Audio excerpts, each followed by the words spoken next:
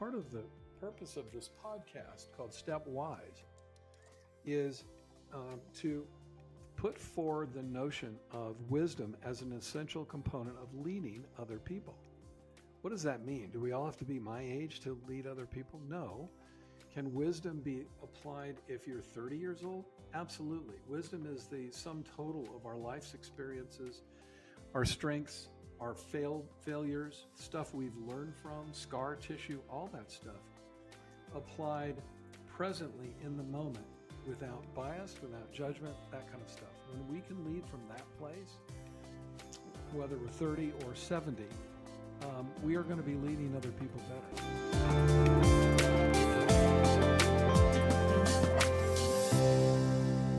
Welcome back to Stepwise. Today we are flipping the script and interviewing our host, Dr. Foster Mobley. My name is Jana Devan. I'm a business owner, having run my marketing business Zetist for about 10 years. I've also had the privilege of working alongside Foster. In my time working with him, I've had a front row seat to his leadership. The way he asks questions, engages, thinks through problems, and speaks about his work in his life. He's a leader through and through. So today I am so grateful to get to talk to him about his journey as a business owner, dive deeper into the subjects from this season of Stepwise, and ask the questions I've always been curious about. We will talk about empathy, compassion, reverse mentorship, honoring, and even how fiction is currently one of his teachers. So I really hope you enjoy this episode of Stepwise, where we talk to Dr. Foster Mobley. Last season, we got to wrap up the season by having a really great conversation about your reflections on leadership in general. So I wanted to do that again this season, get your insight, and really dive into a few of the key subjects that were covered in season 2 of Stepwise. So first, really wanting to dive into this subject of empathy and get your perspective on what that looks like in leadership. So as a very broad question, what is your insight into what empathy means in leadership? I start from the perspective of the suffering that leaders are going through during this tumultuous time. They don't use the word suffering, but they're incredibly challenged to balance all these myriad factors of multi-generations and social justice and kind of workforce humanity and geopolitics and markets changing and uncertainty and all of that stuff. And they're trying to do it in a way that brings the best of their organization's talent and resources to bear on very uncertain markets. The reason I mention that and starting it from that place is that leaders' job, in my opinion, is still to try and use the many talents and human and otherwise capabilities in their organizations to try and perform. Empathy is a critical element of workforce talent and engagement. It just is. It is. People want to work for bosses they care about. People want to work for bosses that care about them. People want to know, and they want to know others are interested and supportive of things going on in the rest of their lives, not just their job description. And so empathy is an essential element. That said, it's a really hard time for leaders to think outside themselves and the contextual changes that I mentioned before and find a modicum of empathy for others. And yet it's so critical to do. So how do you do that? How do you lean into the need for kind of empathic connection? First of all, you recognize the continued need to do that. Second one is you really have to get yourself in a place where you're not coming from a place of burnout, stress, depletion. Your oxygen mask is on first, as they say in the airlines, and that when you are grounded, you can have your attention and gaze on someone else and listen to them more patiently, with more silence in your responses, with less judgment, those kinds of things. So still critical, hard to do, especially in today's charged environment. Starts with powerful mindfulness practices of the leader so that they can come from a supportive place. That brings up like a two-part question from me, which is we know that employees are skeptical right now of these places, churches, the government, everywhere really. They're looking to business leaders to kind of guide them right now. But as a leader, when you know that someone might be coming at you with this skeptical point of view, how do you deal with that? And how would you suggest a leader kind of coming out of their own head and coming to empathy authentically when there's skepticism clearly coming towards them? Yeah, the sign of disengagement isn't skepticism, or the sign of disagreement is not skepticism. The sign of disagreement is a disengagement. Like if people are not interested in establishing or reestablishing a connection, they just check out. They'll go somewhere else. In the athletic world, it is they put their name in the transfer portal. Well, businesses have had the transfer portal forever. They're called job hunts or job searches or Indeed.com. It's interesting. I heard a really wonderful analogy over the weekend. We were with some dear friends in Colorado, and one of them is a former private pilot. And he was describing his early training somewhere, and he was practicing touch and goes. So they, with an instructor, they land and then they take right off again. Something happened. They got a crosswind in one of his early flights, and the plane bucked over on its side and went into kind of a death spiral. Wow. Now, fortunately, he had a trained instructor with him. Instructors and then pilots, certified pilots, are taught to instinctively, when that happens, you put the nose down into the ground.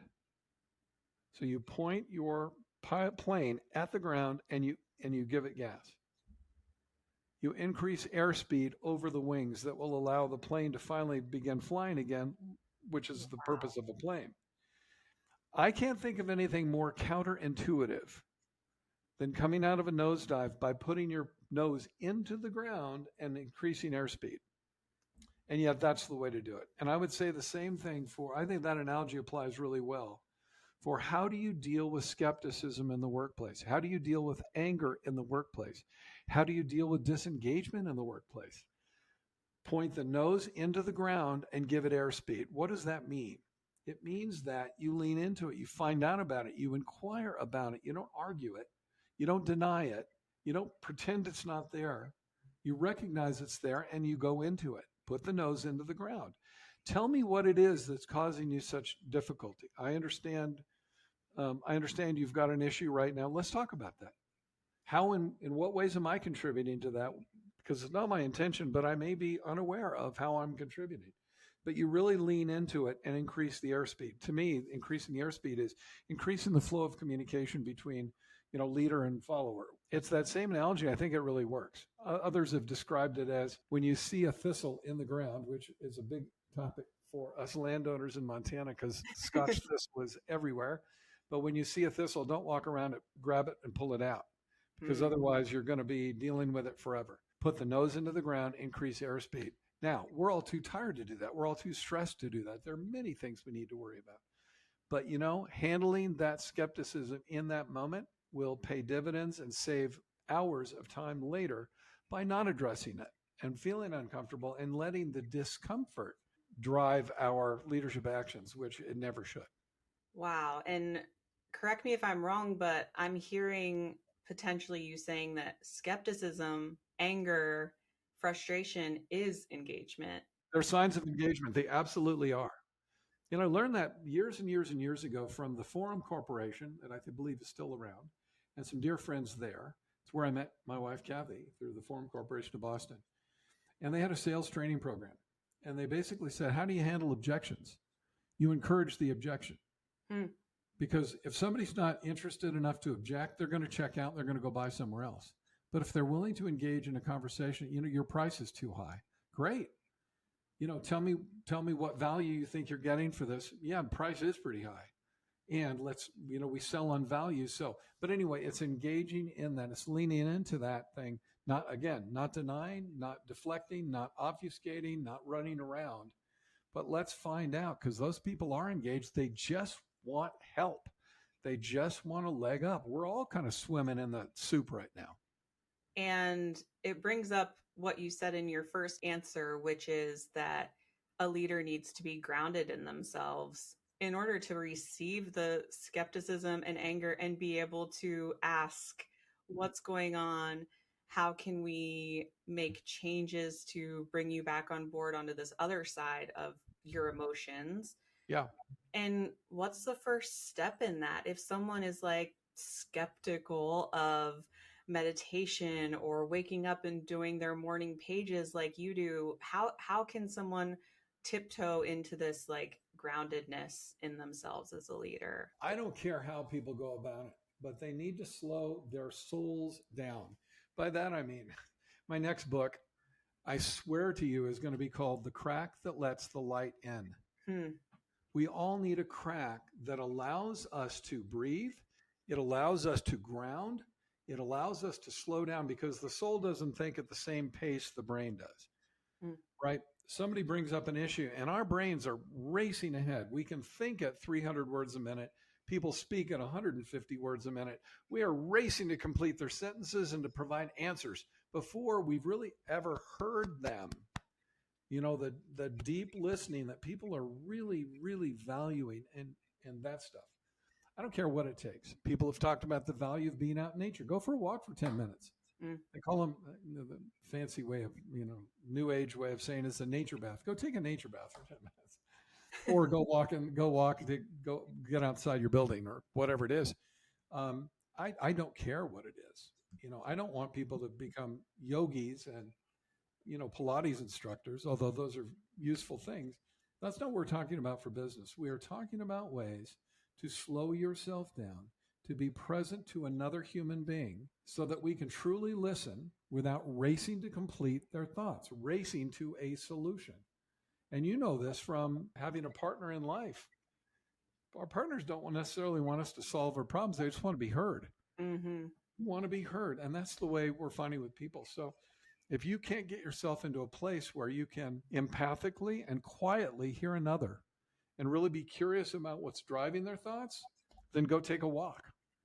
I love that. One of the first years I had in my business, I was working with a salesperson as a mentor and asking like, why am I so terrible at this? Like, please just help me. And he said, push the damn mute button, meaning like, just listen. You don't need to be talking over someone. And for me at that point in my career, I felt like the more I said and the more I tried to convince, that would bring, this sort of sale to me. But even just in my marriage or in friendships, I've really taken that, like the mute button is important, but also listening while the mute button's on and not trying to think of my next words. It's cliche, but it's true. There are two kinds of listening to respond or listening to understand.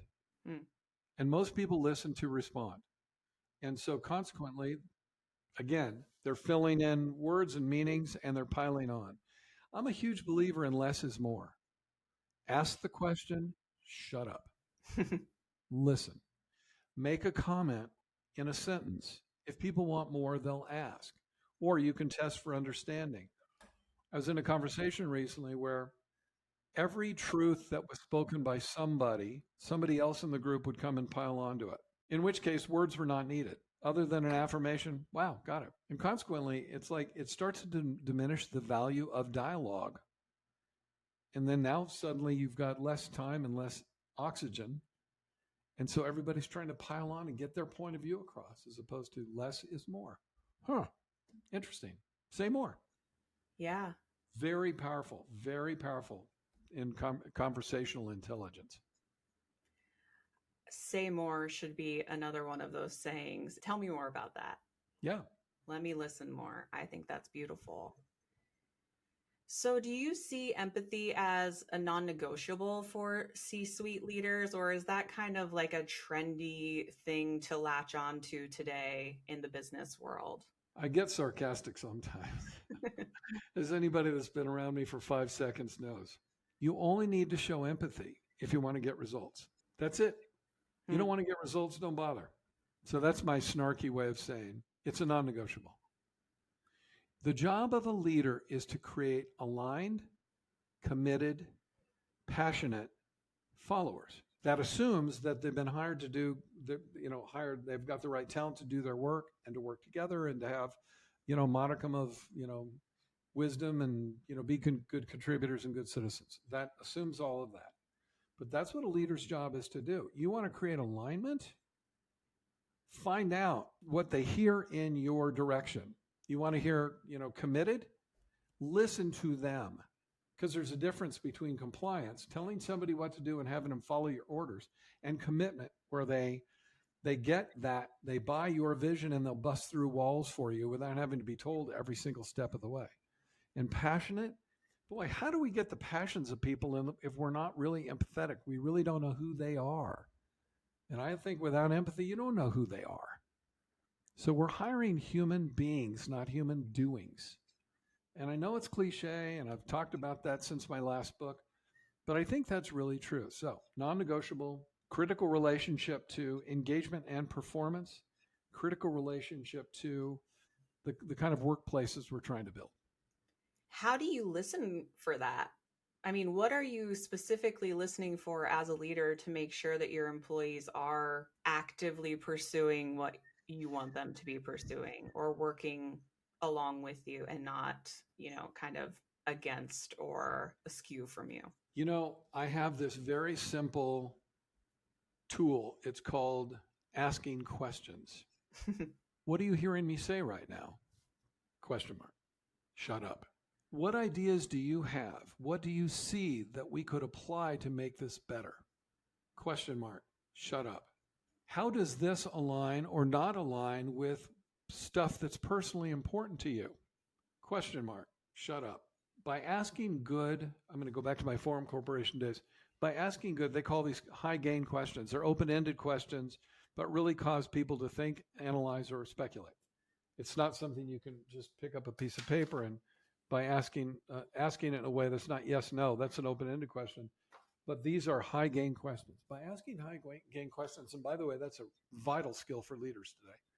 Asking good questions, shutting up, be curious, show that you have interest in the other person, not in a fake way.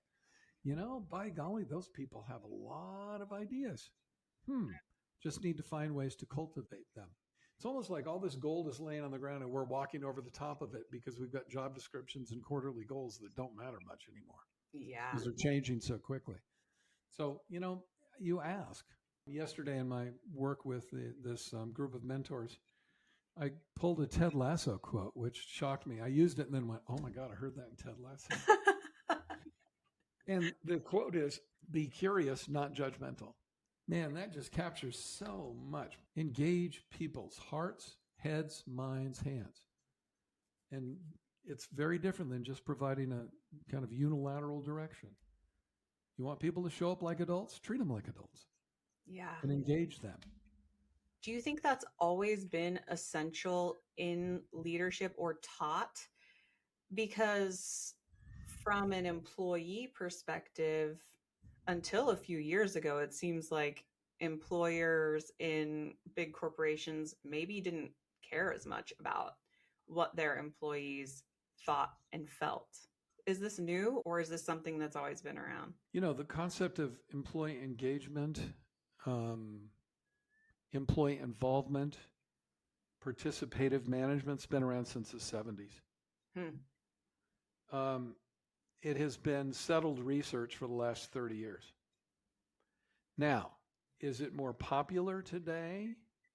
Has the zeitgeist changed to the point where it's a non-negotiable factor when I step into a leadership role? Probably has, but it's been out there. Like, I grew up in business in the 70s and 80s, and we did quality circles, and people would sit around and share ideas. And then you got into the quality movement where, again, brainstorming ideas and studying them and using a variety of tools to help employees have a voice in designing new approaches to process improvement.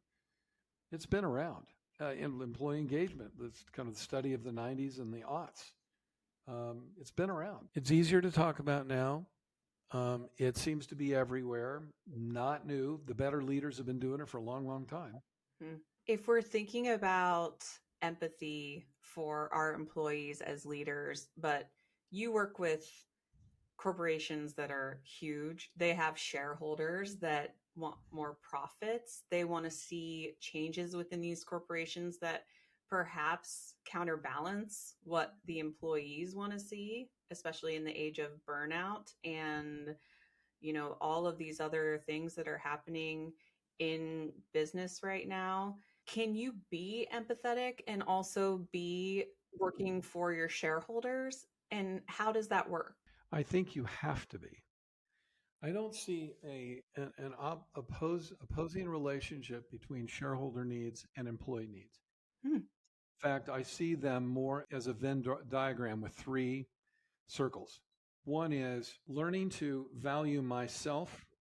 I use the word honoring, which means that I'm taking care of myself. I'm leading from a grounded place. I'm present to my people, whatever that requires me to be, and how I care, kind of personal well-being is not a nice to have anymore. It's a need to have. The second Venn diagram is honoring you, how we have a clean relationship. There's not a lot of stuff unsaid. We learn how to manage both of those, honoring me and honoring you stuff. And the third Venn diagram is about honoring the organization. Jana, you and I could have a really wonderful, clean relationship if there's no business pressures put on. Mm-hmm. Right? What do we do and with honoring the organization? So I think the three Venn diagrams are descriptive of the kind of relationships that are most productive in the workplace, not only for the humanity of people, but performance of the organization. And really what that says is, if I'm going to invest, as I'm a business leader, if I'm going to invest a lot of money and a lot of time and a lot of opportunity in recruiting, in training, in onboarding, in employing someone, I want the highest level of output possible. Let's just take that off the table. I want that for sure. Yeah. The question is how we go about getting it, how we can work with the humanity. So I'm not feeling work today. Got to come in. Well, got it. You're not feeling work today. We also have this deadline that's going to go. How can we work to resolve both of those? If you have too many of those, I'm not feeling the whole work thing today, you got the wrong person. On the other hand, like boomers like me, if we only focus on the work stuff, we burn out, we grow disenchanted and pissed off. How do we learn to honor all of those things? It's a much more nuanced and subtle way of leading, but keeping in mind those three concentric circles in a Venn diagram, I think that's the challenge of leading today. Honoring self, honoring the other, and honoring the we, the organization. Can you elaborate on honoring the organization? And perhaps is there even like a level of empathy to that? Here's an example. And this is going to be the opening chapter of the next book that comes out called Honoring. Dinner party here in Bozeman with a neighbor, prominent surgeon.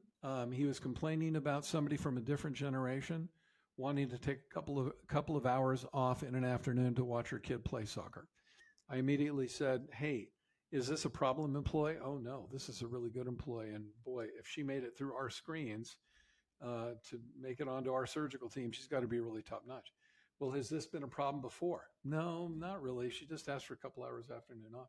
Then what's the fear? Well, if I do it for her, I got to do it for everybody else and all that kind of stuff.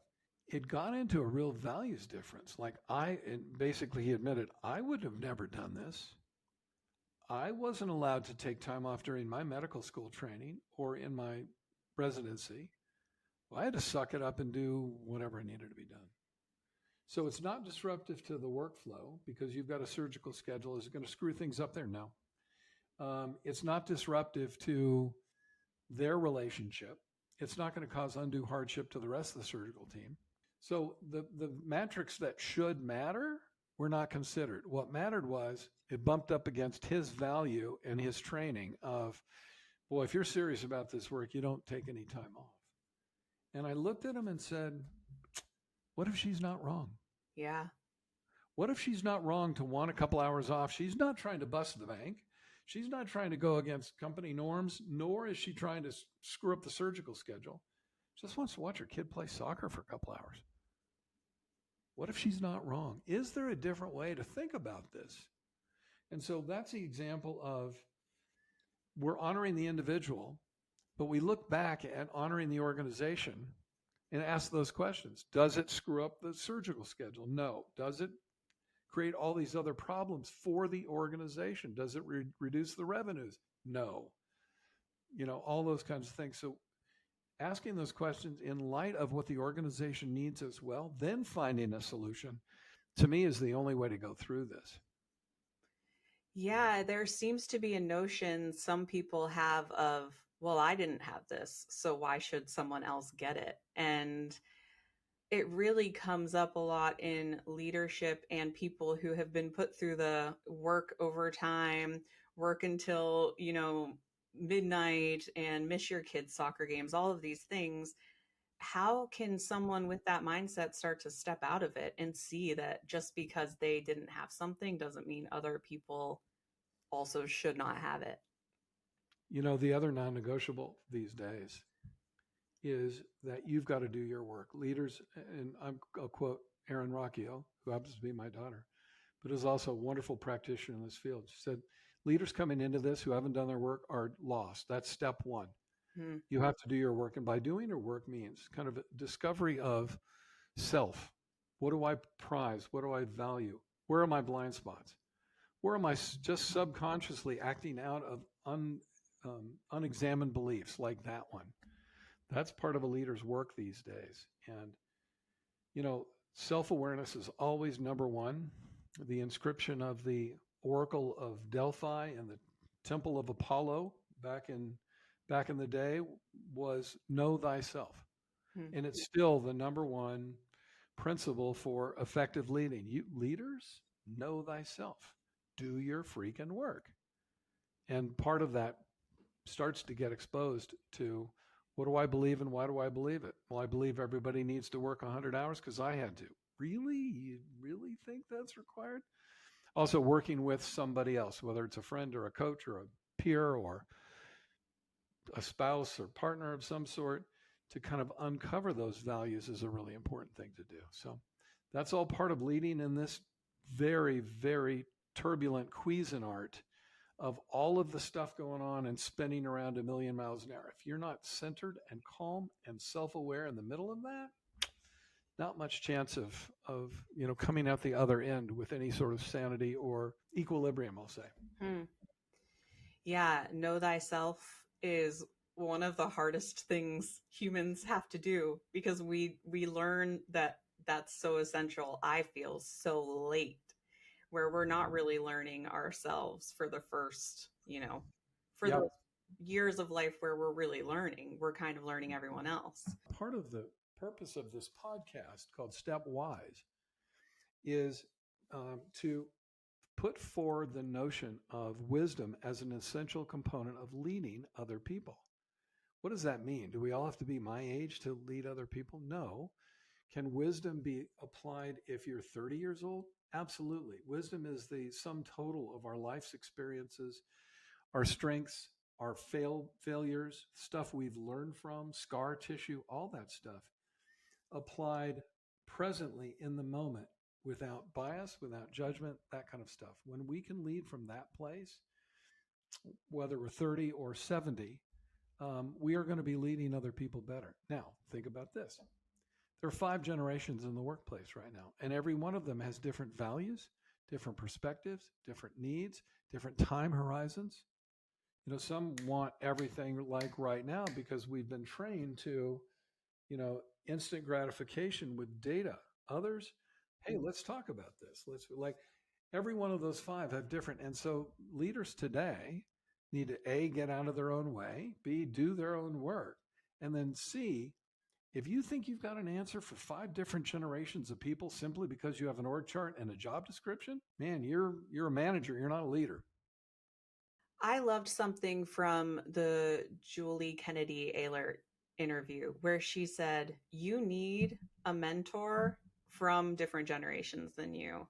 Loved it. Can you talk about that a little bit, about having mentors from different generations? And I think how that can even expand your understanding of how to lead. The human mind thinks in patterns. They think in what's called a gestalt. We see pieces of things together, and our mind puts it together in a whole pattern. These days, leaders are so busy, they'll get some pieces of information about the state of their business and the state of their people, which is usually a little more obscure than metrics on top line, bottom line, et cetera. And so they'll make a pattern out of it.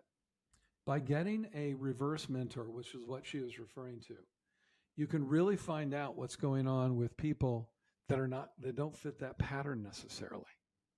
And so, in a very good example, a very dear friend and also one of our podcast guests in season 1, Paul Viviano at Children's Hospital, going through the pandemic, he realized that he needed to have a lot better information in a much more timely way than what was available through all the engagement surveys and all that stuff.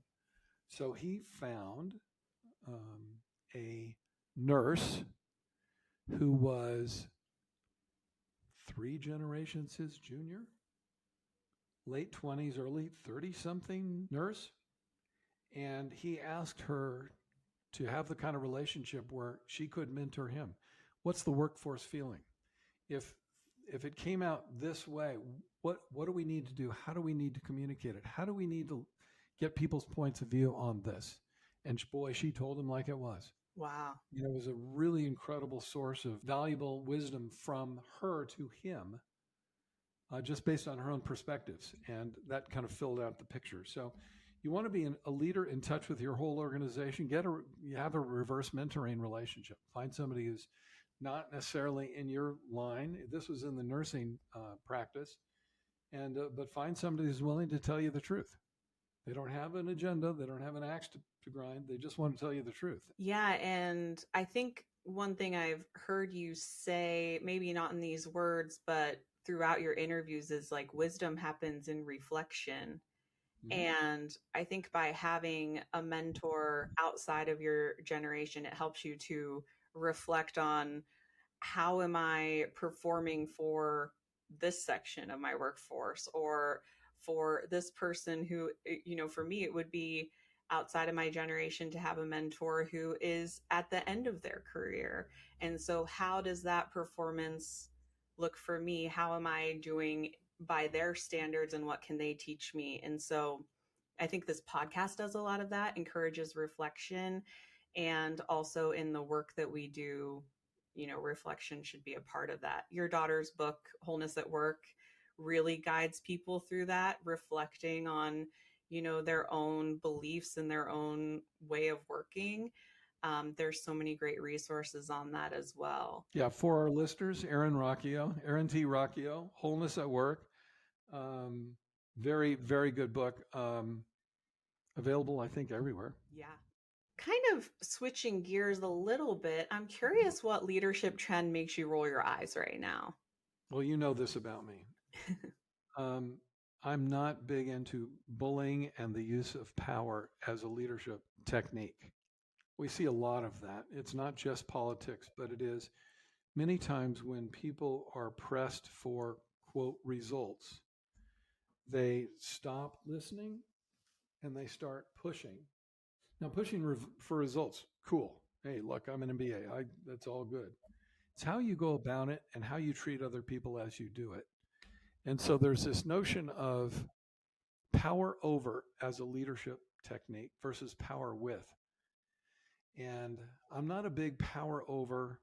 Now, the bullying thing takes it to a new level. It is, there's a bit of not only this is what I want done, but you're lesser if you don't do it this way.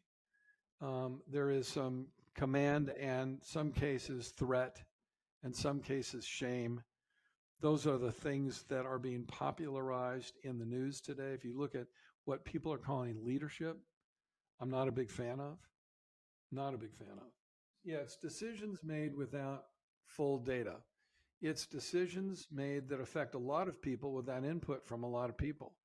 It's things done for expediency or for one stakeholder group in your organization without consideration of the whole. I think we're past that, and especially in the corporate world.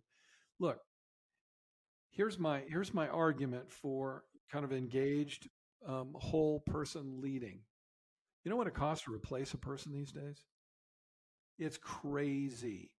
It's not only expensive to have them out of the, like somebody leaves you in a hole. So there's lost performance, there's lost opportunity. There's an opportunity cost, but there's also recruitment costs, training costs, onboarding costs, lack of productivity until they get up to speed cost. It's hundreds of thousands of dollars for an executive. I don't know how many good executives are going to stick around and just be order takers. They want to apply their brains, their experience, their heart, their hands to make something powerful happen. And so the minute I start getting, I'm an A performer. The minute I start getting told what to do, how to do it, when to do it, why to do it, dude, I'm checking out. I'm going to go somewhere else where my head, heart, hands, and spirit are considered. Yeah, or else what's the point? What's the point? Yeah. You've mentioned a few times that you're a hard-boiled MBA, I think is the terminology you use. And I'm curious if you could expand on what you mean by that, and if you reflect on that time in your life when you were going through the MBA program or perhaps before, like what would you say to yourself now with all of the knowledge you have, helping other leaders, building your own businesses? Yeah, what advice would you have for yourself? Yeah, for me, knowledge of organizational systems, including financial systems, operational systems, human resource systems, critical. It is a necessary but not sufficient set of tools and mindsets and skill sets for a leader in any organization. Having a knowledge about how to read books and how to improve profit margins and stuff. That's what you learn in business school. You learn how to be a good manager. Mm-hmm. That's different than leading. Mm-hmm. And not a lot of organizations spend as much time, universities, business schools, spend as much time talking about how you lead others as they do on how to manage an organization. I think leading and managing are complementary, but they're not the same thing. So my focus has been on leadership. Okay, great. We got all that stuff. We have all the systems. Systems can help reinforce a culture, but they can't create the culture. The leaders and the people create the culture. And culture is a huge determinant of performance. So, but I think the management skills and the systems knowledge are really, really good. I think they're necessary, but they're not sufficient to be an effective business leader in today's world. What's the main difference between manager and leader? What changes you from one to the next? 16 inches.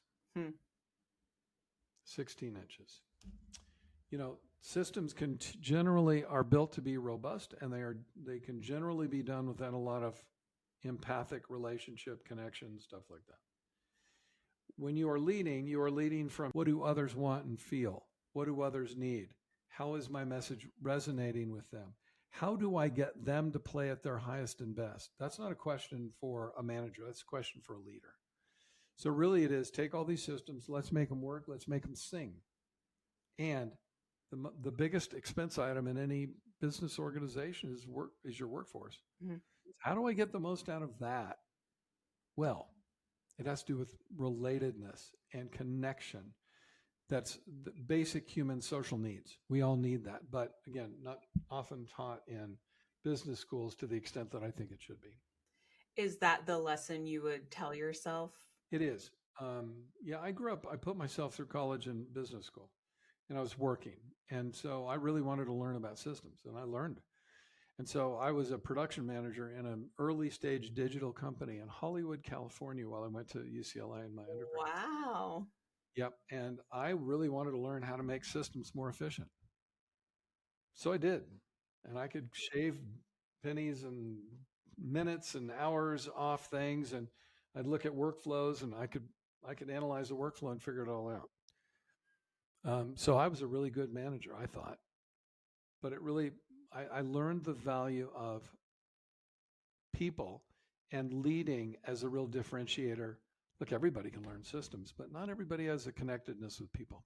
Do you know of the moment, or can you reflect and think of the moment that you feel like you became a leader? You transformed from manager to leader? My background is a little bit funny in that I was a practitioner of consulting, change, leadership, and coaching while I was trying to build an organization. So my first thrust was to build a community of practitioners, not necessarily a firm. Hmm. And a community of practitioners, they're going to go off and do their thing and they're going to be in the field and I'm never going to see them. And so I have to get talent. Didn't worry about leading a firm. Around the turn of the century and partnering with my current business partner, Matt Brubaker, we started to look a lot more at the leadership elements of building this practice into a business, a firm. And then I think that's when it shifted. Because you had to start thinking, how do I create a culture and actually lead and inspire people within this organization? Yes, and sustainably so. Hmm. We wanted to build something that was sustainable. Now, at the time, I had 3 family members working in the firm, so I had real great motivation to really want to create something sustainable. I didn't want to work till I was, 85 years old, but I did want the incredible charism of the firm to carry on. Hmm. What are we about? We are about caring for others. We are about caring for others, in our case, who care for other people. We're very focused on healthcare, and we really believed in that mission. We wanted to keep doing it. We wanted to keep helping healthcare leaders do wonderful things for their people because they are curing and helping and alleviating pain and suffering of a lot of other people. So how do we create that sustainably? And when you start asking that question, that's a different question than do I put 10 practitioners in a room? For people listening who might not know, can you kind of give us some quick cliff notes of the businesses you've built and the ways you've led? I believe you've built 3 businesses. Well, let's consider the main one is FMG Leading, founded in 1984 and still producing some incredible results for healthcare organizations. We have about 50 employees and a bunch of subcontractors, and we are primarily devoted to healthcare leadership in this country, both from the investor side as well as the acute care provider side. We're now into payers through large insurers, and but we're also we do a lot of work with distributed delivery systems. That's a fancy way of saying if you have a veterinary hospital in Bozeman, Montana, you're usually part of a larger system where veterinary hospitals exist across the country. We work with those companies. Okay. So in veterinary medicine, in hospice, in blood, in surgery and dialysis, in home care, we work with a lot of those distributed delivery systems as part of those organizations. That's the primary business. There is a second business that I don't run. I did for a couple of years with a partner, but it's a high-end fly fishing lodge. Wow. Go figure. And now I'm properly in the role of I'm one of 7 investors in the thing, and I just go enjoy it. Amazing. So all of these things don't apply. I could ask 1,000 questions about FMG Leading and what led you into the healthcare space and the kinds of stresses that brings. I would love to ask you that sometime. I know we have only a few minutes left. By the way, I can answer that question quickly. Oh, please. I started out in my career as a consultant, working with a very large financial institution out of New York that had very poor reputation for how they treated people. It was Citibank, and I don't know, it still has that. But at the time, Citibank was known as a very high standards place, but whose culture is you climb over each other's backs to get to the top. And so I worked with that and did my thing to help them be effective. And then I got an opportunity to work on a faculty at St. Joseph Health System, a Catholic-sponsored system of, at the time, 8 or 9 hospitals in California and Texas. And I got in there and I loved the people. Wow. I loved why they were there. I loved how they showed up. I loved the compassion they showed for each other and me. I went, these are the kind of people I want to hang out with. And literally it was that simple. That was in 1987. And so ever since then, that's been the primary focus of our practice, this healthcare um, industry. We are so aligned in values, and we are aligned with the kind of people we are and they are. We are so mission oriented. It just makes everything fit well. So anyway, that's how that happened. Wow, that's beautiful. And thinking about this topic of empathy, I'm assuming it's probably pretty hard to find people more empathetic than leaders or workers in the healthcare industry. Do you have a lesson you've learned from working with so many healthcare workers? Wow, so many. We all work for the why. At the end of the day, we all work for the why. We very few people anymore work for just the paycheck. Look, you can start an account on TikTok and make a couple 100,000 a year without having to be of any sort of values alignment. But the rest of us, we don't work for a paycheck. We work because we want to make a difference. We work for the why, and boy, no clearer why than healthcare. So I learned that the people that are there, they could be making lots of more money in other industries than they do, and they're there for a very important reason. I was talking to a leader. Well, I'm here because my parents went through some problems with their kidneys and they were in the hospital, and I learned to have compassion for the great care providers, and it changed my life. And so I decided to devote my life to that.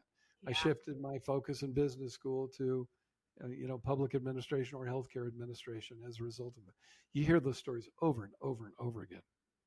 Yeah, Roberta Tinch talks about that in her interview this season about how she came into that from a parent being involved in the healthcare system. So it is such a beautiful thing to hear over and over again. Wrapping up this idea of empathy, I'm curious, is there a time when a leader should not be empathetic? Empathy does not mean collusion with. Empathy does not mean agreement with. I want to always be empathetic. I always want to understand what people believe and what they're going through.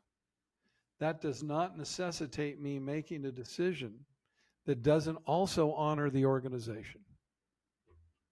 So my short answer is no. There's not ever a time where people shouldn't be empathetic. There are times when the needs of the organization, honoring the organization, will need to take precedence over the needs of the workforce. Hopefully that's a temporary situation and not terribly recurring. There are those times. That doesn't mean we don't want to know what people are feeling, how this is impacting them.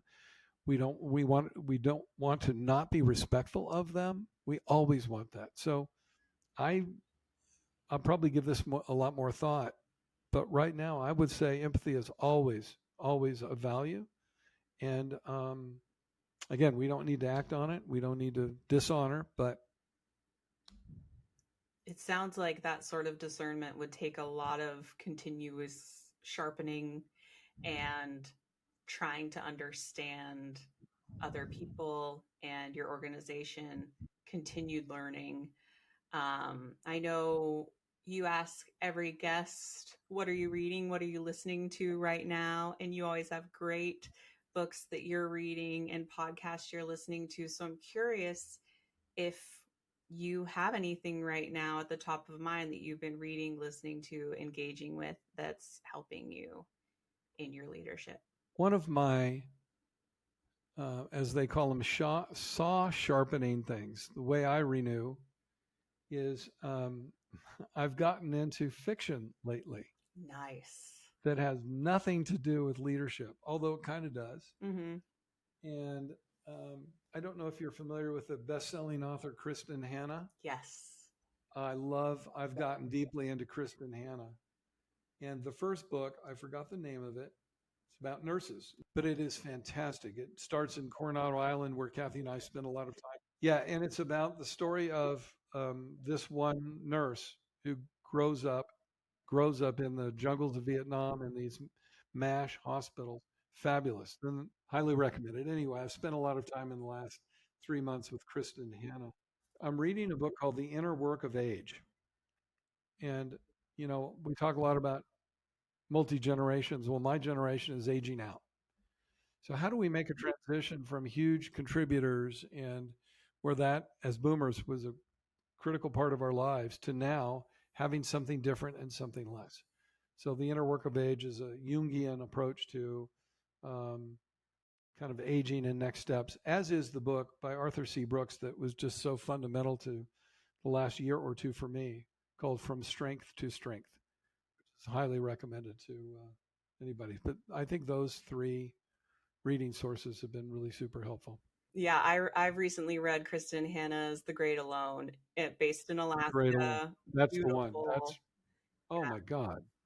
beautiful story. With the amount of time we spend up in Alaska, I had to read that. Yeah. Did it make you And a little scared for? oh my God.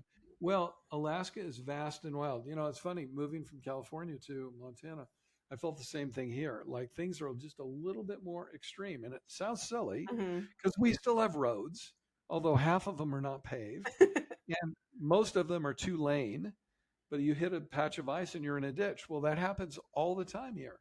Or you're driving down the road and it's not if you're going to hit a deer or an elk, you're going to do it. It's just a question of when. Yeah. Things are a little bit harder, a little bit more extreme. Multiply that times 10, and that's Alaska. And so it gives you a healthy reverence for the wildness and the vastness of that beautiful place. Yeah, I think fiction has so much to teach us, and these beautiful stories that people write, reflecting on those and thinking about the wilderness we live in or these cities we live in. It's all Yeah. just really great to reflect on. I love to hear that you're reading more fiction these days. Yeah, a lot of fun. Is there anything else you wanted to cover quickly before we hop off? Yeah. This is cliche. I've heard this from others, and I would simply state, in these tumultuous times, let's be kind to one another. Let's give each other a bit of grace. Let's honor and respect each other as opposed to trying to find the differences. My study over the last 2 years into this notion of honoring has really brought that home to me more. What is it that I can find in you that is worthy of respect and deep admiration? Because we all have that. Yes. And if we go to the clickbait and we go to the things that name calling and judging, that is not our highest and best. And so let's be kind to one another and let's appreciate, the goodness in each of us. Not cliche, but for real. Yeah. Beautiful. Thank you so much. I really appreciate this and can't wait to ask you the rest of these questions someday. All fun. Excited anytime. All right. Thank you. Thanks, Jana.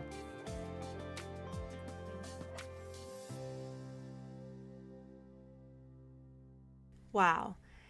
It's rare to find leaders who are so willing to give of themselves, not only to high-level executives, but also to people like me who are in the beginning of their leadership journeys. There is so much value packed into this podcast, and I highly encourage you, if you enjoyed this, to go back and listen to seasons 1 and 2 of Stepwise, where Foster interviews wonderful executives from all different industries and with all different experiences. These interviews are truly one of a kind. He asks deep questions from leader to leader, and I highly recommend it to anyone on a business building or career building journey. If you want to find out more about Foster, he has a wonderful book called Leadership: The True Path to Great Leading. It is so wonderfully written. We talked a little bit about fiction in this interview today, and this book has such a beautiful novelistic approach where he outlines a story of two people really trying to find their path on a leadership journey. I reference it all the time and highly recommend it to you as well. But I'm going to leave you with something Foster always says. Set the table, invite cool people, magic happens. Until next time, Stepwise. Thank you for listening to Stepwise. Stepwise is brought to you by Dr. Foster Mobley. Edited and promoted by Zetis. You can listen to more episodes wherever you stream podcasts. Find out more at fostermobleymt.com or follow us on social media at Foster Mobley. That's FosterMobley. Mobley. We look forward to having an inspiring conversation with you soon.